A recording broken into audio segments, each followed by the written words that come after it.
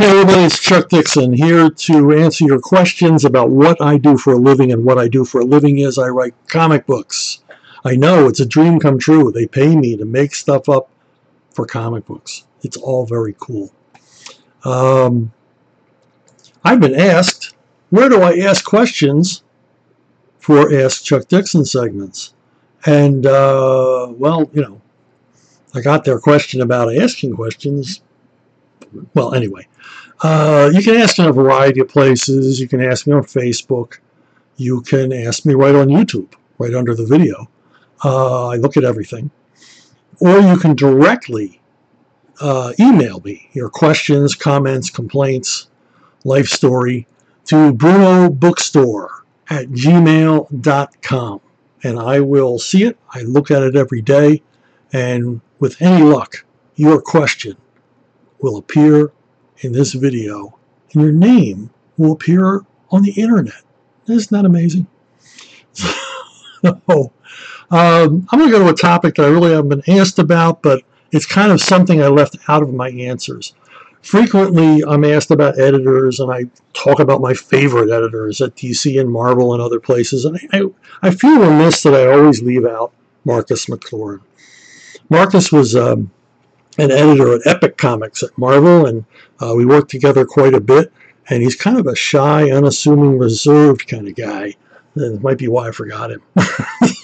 But I always loved working with Marcus. He's got a good heart, and hard worker, hardest working editor I think I've ever worked for, to bring together the craziest projects. One of them we worked on was Code of Honor, which was originally going to be Marvel's 2, until the creators of the original Marvel's miniseries pitched a fit. They didn't want some unworthy writer or artists doing the sequel to their landmark work. So we changed it to Code of Honor, and I was fine with that, although with the title Marvel's 2, it probably would have sold better. And this time, as in Marvel's, we see the history of the Marvel Universe as witnessed by an average person. In this case, a New York City cop, and he goes from rookie to more experienced detective as over the course of the series, as it moves us through 70s Marvel into 80s Marvel. Pretty much brings it up to date at that time. And it was a lot of fun to work on. And, I was always flattered that Marcus had the kind of faith in me that he showed to give me an assignment, this important, this prestigious, even if we couldn't call it Marvel's 2. But, we worked on other stuff together. He was a long time assistant to Carl Potts, so we'd often work together on Alien Legion. He was always at meetings and at lunches, and I love talking to the guy. He has a real enthusiasm for comics that I shared. He was also the editor of Winter Sea, which was the sequel to Winter World, which initially was going to be published by Epic Comics. But when Marcus was unfortunately let go from Marvel in one of the Marvel massacres, all of his projects, pretty much were scrubbed. So, but I still appreciate the fact that, he helped me put together this Winter World sequel. So there you go. I think I've made up for not mentioning him before by giving him his own segment. All right. First question, how are you, sir? I am fine. Rob Liefeld on his podcast is talking about Heroes Reborn Captain America. He said you were originally going to write it. I was curious what your take on Captain America was going to be. Well, for me, it's classic Cap. I love Captain America. He's one of my favorite characters. And I was really looking forward to writing something, especially something as that was going to be marketed and promoted like this Heroes Reborn stuff was. And, to me, this is Captain America. And my ideas going in were that, this wasn't a reboot. It was more of a reimagining. There was no way that this Heroes Reborn version of Captain America, there was one of Iron Man, and there were other characters in the Reborn. Basically, it was the Image creators coming back to Marvel for a short time. And I couldn't imagine that, this version of Cap would ever replace the official classic Captain America, which it didn't.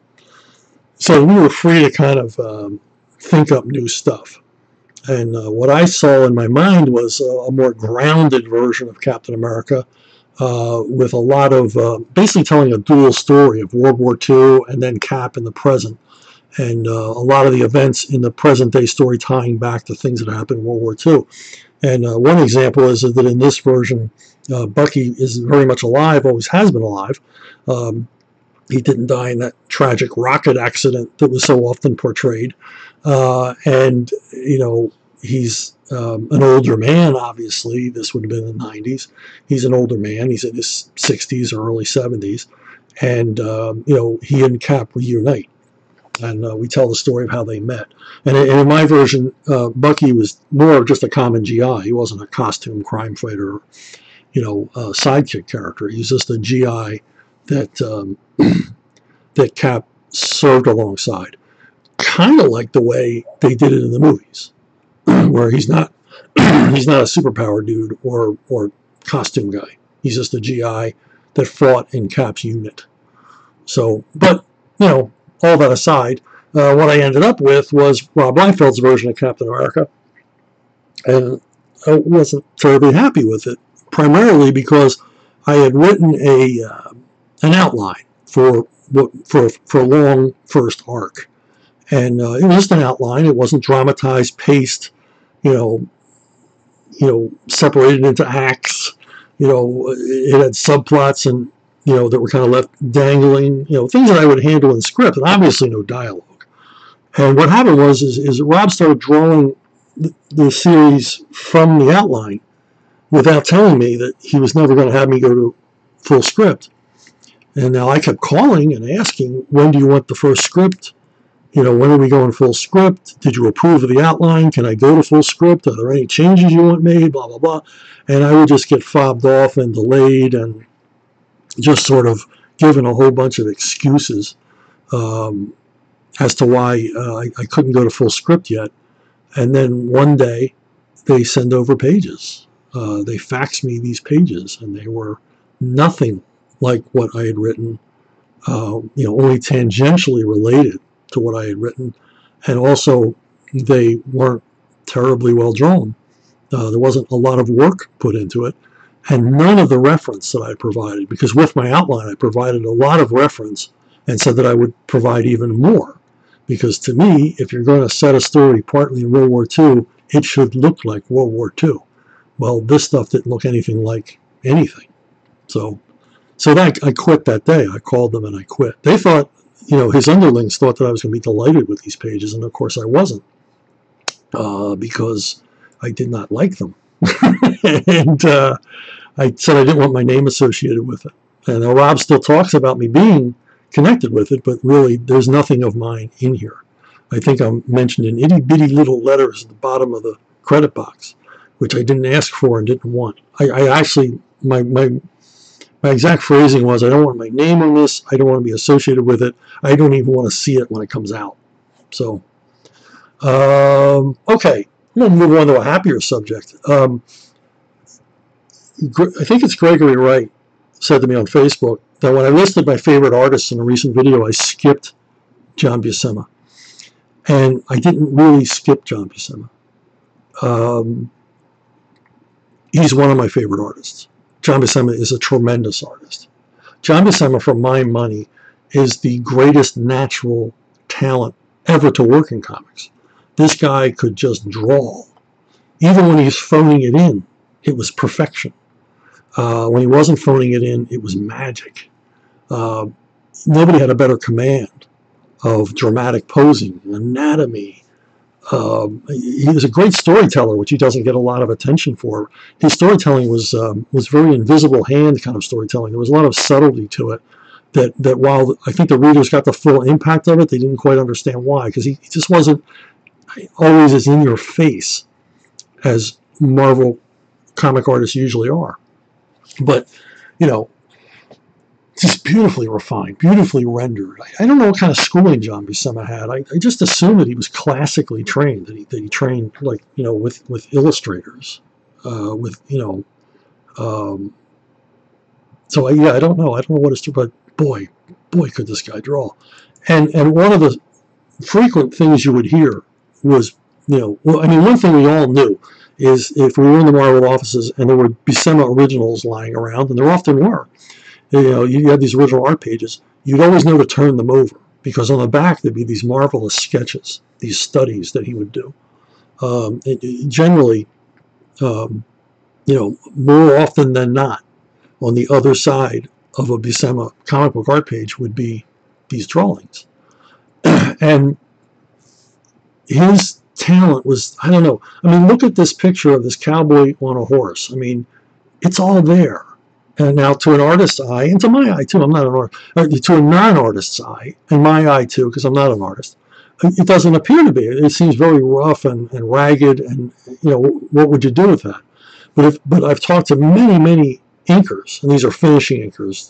These are inkers who are artists in their own right, like Klaus Janson or Tom Palmer, and they would always assure me that yeah, it's all there. Every bit of it is there. Everything that the inker needed to create a completed panel or cover or a splash page, it was right there. And it's hard to understand when you're not an artist how something like this could be translated. But look at the energy, the understanding, the dynamics. The guy was just brilliant.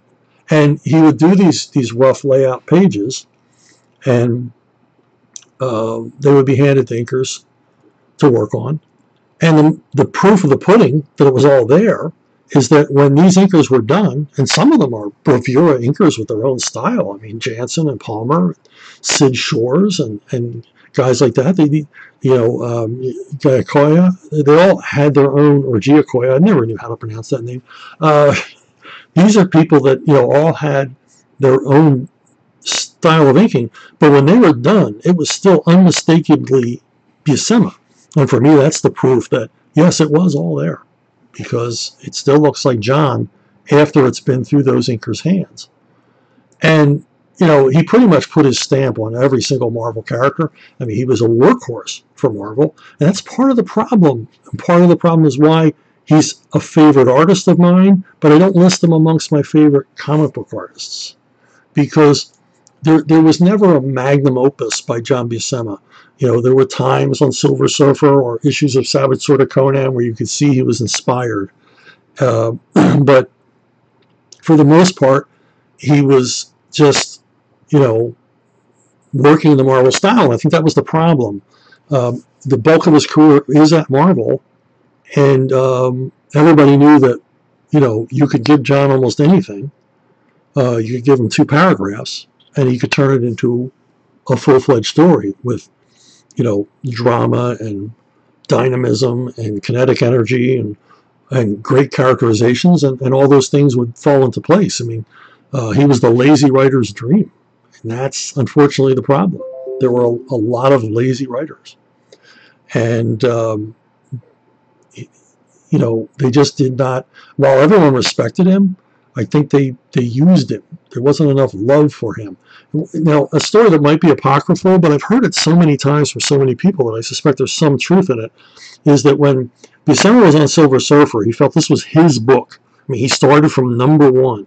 This is where he was going to make his mark. This is where he was going to separate himself from the pack and really show what he could do, although he'd done tremendous work for Marvel up to this point. So he gets Silver Surfer, and along around, fanboys are going to be mad at me. I can't remember if it's issue 3 or issue 5. He has an issue where Silver Surfer goes to Valhalla. It's a Thor-themed issue. There's a lot of Thor action, a lot of Vikings, and Viking gods and imagery. And John draws kind of a lowbrow Valhalla. It's not Kirby's Valhalla, and his characters are more closer to probably what Vikings saw as how their gods would look. Except for Thor. Thor's in his traditional costume. But there's a lot of characters in there, kind of, they're grubby, hairy Vikings. And it's an awesome issue, and it's an awesome piece of artwork. And it's obvious that he put a whole lot of work in it, a whole lot of inspiration. He's fully engaged. Now, the story goes that he handed it in. He came into the offices at Marvel and handed it in to Stan Lee, and he kind of thought that there might be some positive feedback, that Stan would give him an attaboy at least, on this tremendous artwork. But Stan just looked at the pages and said, this doesn't look much like Kirby. And if we're to believe what we've been told, this kind of broke Buscema's heart, that he couldn't cut through that prejudice at Marvel that everything had to look like Kirby. And Buscema and Kirby, while they could draw the same characters and they're both impactful and everything else, they're entirely different artists. And Kirby was a phenomenon. Kirby was, a creative dynamo, as well as an artist. And I think even Kirby would admit that Buscema was the superior draftsman. Buscema was the superior artist. While I think Kirby is a tremendous artist, Buscema is obviously more of a natural talent. His work looks more real, even when it's fantastical. It just looks like something you could believe in. And, but it had to be heartbreaking to do this work that you'd really invested yourself in. And as the story continues to go on, Buscema at that point just thinks, well, this is just a job then. I'm not going to put my full artistic effort in anymore. I'm just going to rely on my craft, on my skills, and not really be concerned with it. But like I said, in Savage Sword, there's a lot of inspired stuff. But unfortunately, there's a lot of stuff that followed that wasn't particularly inspired. The drawing is excellent. The drawing is wonderful, but there's no, oomph there. And he wasn't an artist who you'd buy the book just to see the art, even though his art oftentimes, 99% of the time, saved mediocre scripts, made them into something more than what they were, just by the appeal, the attractiveness, of his artwork. But I don't think he was ever given the respect, and then ultimately I don't think he was ever challenged again by himself or by an editor to really ramp it up, just encouraged to do better work. And I've been in that position with, older artists who might have lost a little bit of their edge, and it didn't take much to bring it back. You just talk to them and say, look, do it like this or do it like that, or, just try to run a few volts through them. And I don't think anybody really did that with Buscema. Again, he was a workhorse, and which is a pity. But like I said, tremendous artist. So there you go. I hope I explained that. Chuck, do you consider yourself, or are you, a comic book collector with long boxes and a large collection, or are you more of a writer-reader? What else, if anything, do you collect? Well, I'm a reader. I got tons of books. The whole house is full of all kinds of books. Every room, except the bathroom, it's just, it has bookshelves in it. We even have a kitchen cabinet that's full of surprise cookbooks. So, big book guy. Now, for comics, I don't really have long boxes. I haven't had long boxes in a long time. I got rid of the bulk of my actual comic book collection, especially as they began reprinting stuff in better editions. I sold the stuff off. The comics that I actually bought at the newsstand for 12 cents, 15 cents a quarter, or whatever. So the bulk of my collection, which is much smaller today, is primarily 50s comics. Funny Animal, War, and Western from the 50s. And I don't have long boxes. I store them in these plastic containers my wife discovered called show-offs, which are like file containers, but they fit comics perfectly, and then they have a lid that seals, so you don't have that, old comic book smell, which everyone says they love, but it's not so good for my sinuses. I know, a closet full of pulp stink, not so good for the allergies. But yeah, and my library is a working library. I always make fun of, especially in this coronavirus, when people are doing remote broadcasts from their rooms, their offices, their libraries at home while they're on the news. They're Skyping from home. And I can always tell the ones that really read. I can always tell the working libraries from the ones that are not working libraries. And it's pretty easy to tell because working libraries are messy. I think Tammy Bruce is the one that has she's the biggest reader you can see on TV, and you can see the evidence because, every time you see her, the books behind her are changing, and they're also stacked up. She's got her to read pile right behind her. So yeah, I buy a lot of books. Now I got a big collection of vintage paperbacks, and these I do have vintage, paperbacks. But a lot of these I bought, off the newsstand at the time, and some of them I've gone back to buy books that I either missed or have lost over time, or lent to somebody and never got back. There's a Men's Adventure paperback Facebook page that I go on, and I swear every time I go on it, it costs me $100 because guys put up stuff. Hey, look at this! I'm like, ooh, I gotta have that. And I do read them. I love this stuff. The paperback, the boom of the paperback was something I caught the tail end of in the 60s as a kid and was hooked. As I said before, I do collect and paint toy soldiers. I got a bunch of them from different periods. It's probably the geekiest thing I do other than writing comic books. And I've got, various periods that I concentrate on and research, and kind of brings history to life for me. And I just like toys. And like every comic book creator, I got toys in my office. Toys on the shelf, toys on the desk, toys everywhere.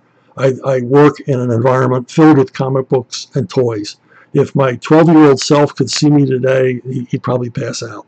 So anyway, well, this image of Judge Dredd takes us to our next question. Dan Donovan says, what do you think of Judge Dredd? Seems like you would be a natural to write about him. Were you ever considered for one of the Batman Judge Dredd crossovers? Bonus question. We got a bonus, folks. What do you think of the two Dredd movies? Man, I love Judge Dredd. I've loved Judge Dredd from the beginning. I had Alan McKenzie, who's in comic book publishing today. He was a fan, and he advertised in Comic Book Buyer's Guide that he wanted to trade comics with American comic book collectors. He's from the UK. And no one answered him but me. I sent him a letter. Yeah, let's do that. So, I would send him American comics, and he would send me British comics. And I didn't know what I was getting. I would send him what I liked, or sometimes what he was specifically asked for. And then he would send me just stuff that he thought was cool. And he had great taste. And one of the things he sent me from its very beginning was 2000 AD. It had just started. So I read it from issue 1. And when he and I stopped trading with each other, I got a subscription to 2000 AD and read it for years and years and years. And of course, I loved a lot of the characters, but Judge Dredd was numero uno for me. I love Dredd. I love the fact that it was an action-adventure, sci-fi story with this really cynical sense of humor, but at the same time, it was a parody. It was satire. And I really dug that aspect of it. And no, I've never worked on it. I did do a pitch when IDW was doing an American version. In fact, actually, earlier than that, DC was doing Judge Dredd comics, and I was asked to write one, and by the time I got my issue outline together, the book was canceled. But then IDW turned to me and asked me if I wanted to pitch for IDW's version, which I did. I wrote a pitch involving a block war, and I can't remember what else. There was another hook to it. But it was turned down by the British publishers because they really wanted a British guy writing it. They didn't like the idea of an American writing it. And I can't think of a time, has there ever been an American writer on Judge Dredd? I can't remember if the first iteration at IDW was an American writer. And don't say John Byrne, because John Byrne's a Canadian, so he's not considered American, because John Byrne did get to do a Judge Dredd story. But yeah, I always wanted to write for it, but the Brits kind of lock you out of writing their iconic characters. Now, the movies, I like both of them. I like the Sly version because it was a lot of fun. It had a lot of the parody aspects in it, and we got to see all of those characters, Mean Machine and all the rest. Angel, we got to see them brought to life, even Fergie, and all the judges, Judge Hershey and the rest, brought to life in a big budget. That Mega City 1 looked awesome. It looked grubby and horrible, but also awe-inspiring. So yeah, it's a lot of fun, and I know Dread fans don't like it because Sly takes the helmet off, but it's Stallone, for God's sakes. And I know it didn't do well either because it ended up rated R. I still say if they had left the goo out of the clone sequence at the end, they could have gotten a PG-13 and the film would have done better because parents could have taken their kids to see it. The MPAA hates goo. If you don't want an R rating and you're making a movie that doesn't have cuss words and sex in it, leave the goo out because they don't like that. So, but I liked it. And the funny thing is at one of the Bat Summits we were at, Alan Grant asked me what I thought of the movie, and I said I really liked it. And he was so upset at my answer, he almost hit me. He ended up just kind of tapping me on the shoulder. And he said, "How could you love it? You're such a Dredd fan." And I said, "Well, that's one of the reasons I like it, because it had all that, Dredd fan service in it. So that's why I dug it." Now, I like the urban one too. I mean, I watch both of them quite often, both films. I like the urban one too, and I like it because it's more gritty, it's more down to earth, it's meaner, and it doesn't have the parody or satire elements as much, but it's got a different emphasis than the Sly version. I mean, I think that was quite intentional on the part of the filmmakers to make it as far from the Stallone Dredd as they could, and to relaunch the franchise. And yeah, I dig it too. I mean, I like both of them. I like me some Judge Dredd. Michael A. Barron asks, "What does this doohickey do?" And I tell you, Mike, I don't know. I don't know what it does. I don't think I've ever had use for something like this. So you're gonna have to figure it out on your own. All right, James Mealy says, "Do you think it's more important of a writer to tailor their story to fit an established character, or to tailor that character to fit the story the writer wants to tell, and why?" You got to write the character you're assigned. You can't change, especially if it's an iconic character. If you're assigned the Hulk, or Katie Keene, or Donald Duck, or whatever it is, you got to write the character as the public understands that character to be. You can't suddenly introduce, a brother, or make them a truck driver, or race swap or gender swap that character just because that makes you writing the story easier. And I've run into this over and over and over again. I remember a very, very heated exchange during a telephone conference call. And I was in the DC offices, and we conference called a writer when I was told that the story he was going to write was Batman reveals his identity to Commissioner Gordon. And he said he'd just written this fabulous story. And when Denny O'Neil told me this, I said, we can't do that. We can't do that. And so they got the writer on the phone so that we could all discuss it. And it went well because I got the story killed. But of course I made a lifelong enemy of that writer. And my explanation is you can't, even though yes, it is a great story, you can't have Batman reveal his identity to Gordon because it changes, at that point, 65 years of continuity. You've altered the relationship between the two forever, and there's no getting it back in the bottle because you did it, and then comics fans will remember it. Now, everybody walking around, your average people, they may never hear about it because to them, Gordon doesn't know who Batman is.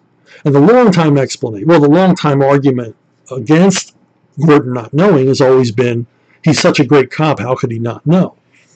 And the answer to that is, and it was one that Denny and I and other Batman people agreed on is that Gordon decided he didn't want to know.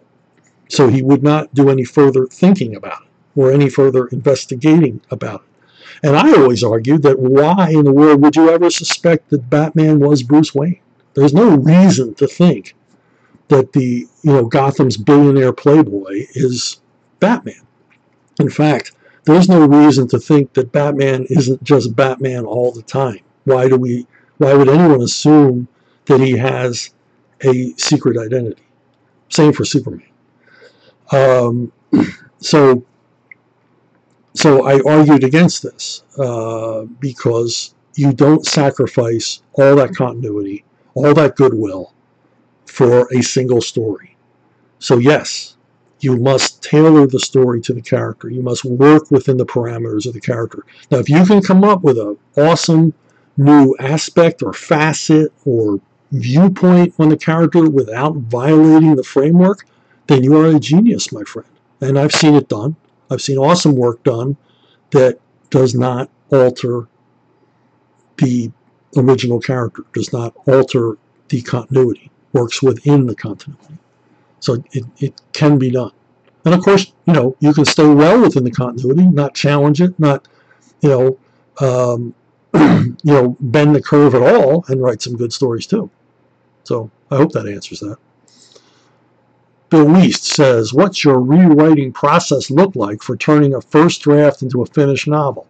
So we're in prose land now, and there's a lot of differences between writing comics and writing prose. But the best one for me is that rewriting comics is a pain. It's not horrible. It's not ditch digging, but it's not my favorite thing about writing comics. And the thing is, most of my rewriting in comics is my idea. It's forced on me by myself. Because I'm writing full script and I'm just boring right into it. A lot of times I want to rewrite. Now, when you rewrite comics, you've got to rearrange panels. You've got to rearrange pages. You've got to renumber everything. You've got to reorder your story, basically. You've got to change the frames around. In prose, rewriting is awesome. I mean, I love rewriting prose. I will dawdle over rewriting prose because I don't want it to end. Because I don't have to think about formats. It's just adding or subtracting words. It's just tightening things up. It's just coming up with a different way of phrasing something. It's answering the eternal question every writer asks themselves, which is, how do I say this better? So, I mean, I'll spend, a lot of time rewriting simply because I'm enjoying it. It's like I guess the way, jazz musicians riff. I'm riffing on my own work. I've done all the heavy lifting. I've paced it out. I've plotted it. I've got the dialogue mostly in place. Now it's just going in and fine-tuning and tweaking and looking for typos. And I actually really enjoy the rewriting process. It's fun. All right.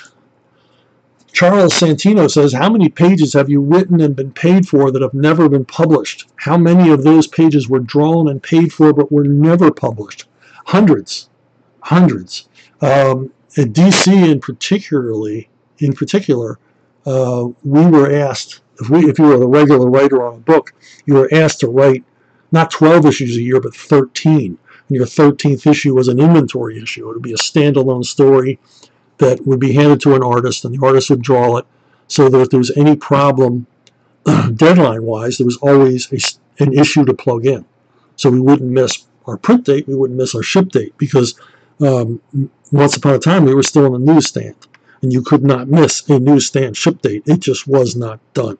That probably explains to a lot of you why you have so many runs in your comic book collection interrupted by reprint issues, because that's what would happen. They would have to throw out a reprint to meet that printing deadline, because if you didn't meet that deadline, there were serious fines involved for going to press late. I don't think that's so much of a problem anymore with the direct market, although it's not advisable to miss your print date. But yeah, I've done a lot of work. Particularly, I did a lot of when Jim Aparo retired. He still wanted to keep his hand in, and DC, of course, still wanted to have him involved. So I wrote a number of fill-in issues, one-shots of Batman that never saw the light of day. One particular I really liked was a villain who used sound to kill people. But, I mean, I assume the artwork's out there. I don't know why. I don't know why they don't publish this stuff. I mean, they have it, especially digitally. There's nothing to stop them. But then I've got a lot of other stuff that projects I started and never completed. One of them was it was a graphic novel called Jack the Giant Killer that I could just simply never get any financing for. And Kike Alcatena drew about 12 pages of it. And it was a retelling of Jack the Giant Killer, placing him where he should be in the mythology of Britain as a ancillary King Arthur character, because that's what he was. He was kind of the Huck Finn character, the disrespectful, question authority young scamp in the Arthurian legends. But this is often forgotten because they always confuse Jack the Giant Killer with Jack and the Beanstalk, and it's two entirely different things. But yeah, it was fun to work on, but never saw the light of day. Another medieval adventure I worked on with an artist named Esteve Pauls is Sword of Wood, and it was a medieval vampire story. It takes place at the time of the Third Crusades. And I think 25 to 30 pages of this were drawn, but again, I could not get financing to see it through. And there was some interest in making a film of it, but hey, we all know how that goes. Another unpublished project was a graphic novel called The Punisher in the Savage Land, written by me, drawn by Gary Quapis. If you want to see a lot of the artwork for it, you can go to chuckdixon.net, and a bulk of the graphic novel is there, shot from the originals, so you can take a look. But it was a lot of fun to work on. Frank Castle infiltrates a Hydra unit that's being sent off to some mysterious war, and when they stick them all in the helicopter to transport them, they're gassed. They're given some sort of soporific gas, and when they wake up, they're in the Savage Land. And it turns out Hydra has these huge camps where they're, raping the Savage Land for its mineral wealth, oil and gems and iron and copper and whatever, rare earth metals. And of course, the Punisher's not having any of that. But it was so cool writing, Frank Castle involved with, Aboriginal tribes and dinosaurs and saber-toothed tigers and all kinds of crazy stuff like that. And boy, Gary was just the perfect guy for that. He draws prehistoric creatures as well as any artist who's ever attacked the genre. Now, this was going to be one of those, oversized graphic novels that Marvel used to do. And it got canceled during the Marvel Massacre. Second mention of the Marvel Massacre, this segment. When Don Daly got fired, they just stripped everything out of his drawers and tossed it in the dumpster. But, fortunately, Gary had all the originals for this. So, we were in good shape. Another one that was written and put together but never published, the final issue of Brath for CrossGen. Never saw the light of day, unfortunately. Again, Kike Alcatena on art. He was going to become, I believe, the regular artist on it, as Andrea DeVito had left CrossGen. Okay, last question. Chuck Johnson says, it doesn't take much sleuthing to tell you love comics and you love writing them. Does it ever amaze you that you're not only been able to do what you do, or do what you love, but have also succeeded spectacularly at it? Well, by my lights, I have, succeeded spectacularly. I mean, certainly beyond my wildest dreams. I mean, I was just a young kid, a young punk with a stupid haircut and the idiotic glasses, and just hanging around comic shops, saying, "Oh, if I was writing comics, I'd do it this way," and all my dopey opinions. But through persistence and doggedness, and just realizing that if I didn't get to do this, I was simply never going to be happy. I just kept going at it. I just kept attacking and, learning and watching and listening. And then finally, I was given, a series of breaks, and I got in. And to be quite honest, if I had written comics for a couple of years and gotten to handle any kind of, character that I liked, I would have been happy. I could have gone back to, the dead-end donkey jobs I had been working on previously. I would have been saying, well, I did it. I went on tour. I climbed that mountain. But here I am today, 35 years later, working as, not 35 years from this picture, but 35 years after starting in comics, I'm still at it full time. It's still my profession. And I've gotten to work on my dream characters. I've gotten to work on Batman. I've gotten to work on Punisher, Conan, and I've gotten to work with, you know, quite frankly, artists that I idolize and editors I idolized, and met all these amazing talents, you know, from the golden age to guys just breaking in now, you know. And yeah, you know, it doesn't take much to know that I do love this medium, and I still have all the enthusiasm I had for it when I was, you know, back then, you know, hanging out at the comic shop.